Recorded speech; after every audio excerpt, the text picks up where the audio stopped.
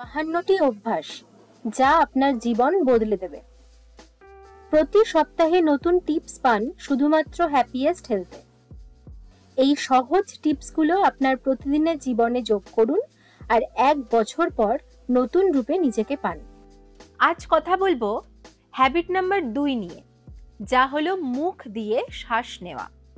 আচ্ছা, আপনি কি মাঝে মাঝে এই মুখ দিয়ে শ্বাস নেন? এই মুখ দিয়ে শ্বাস নেওয়া ব্যাপারটা নিরীহ মনে হলেও এটা যদি অভ্যাসে পরিণত হয় তাহলে শরীরের জন্য একেবারেই হেলদি নয়। কিন্তু যখন আপনার নাক বন্ধ থাকে তখন আপনার শরীর নিজে থেকেই মুখকে ব্যবহার করতে শুরু করে শ্বাস প্রশ্বাস নেওয়ার জন্য। কিন্তু এটা শুধুমাত্র ব্যাকআপ। আমাদের শরীরের আলাদা আলাদা কাজ বরাদ্দ আছে নির্দিষ্ট কিছু কারণেই। এক অঙ্গের কাজ যদি অন্য অঙ্গ করে তাহলে সমস্যা দেখা দেবে।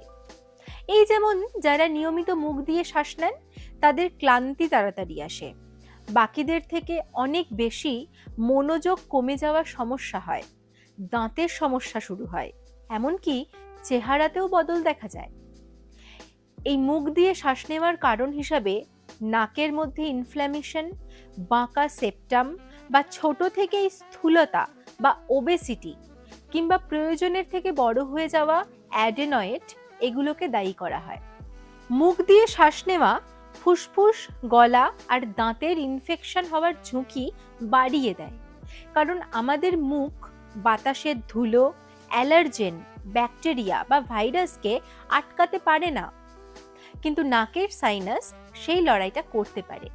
এবার আপনিই ভাবুন, নাকের বদলে মুখ ইউজ করলে অক্সিজেনের সাথে সাথে আর কি কি ঢুকে যাচ্ছে। তাই মনে রাখবেন, যদি মুখ দিয়ে শ্বাস নেওয়া অভ্যাসে পরিণত হয় তাহলে অবশ্যই ডাক্তার দেখান, কারণ এটা অভ্যাস নয়, বদ অভ্যাস।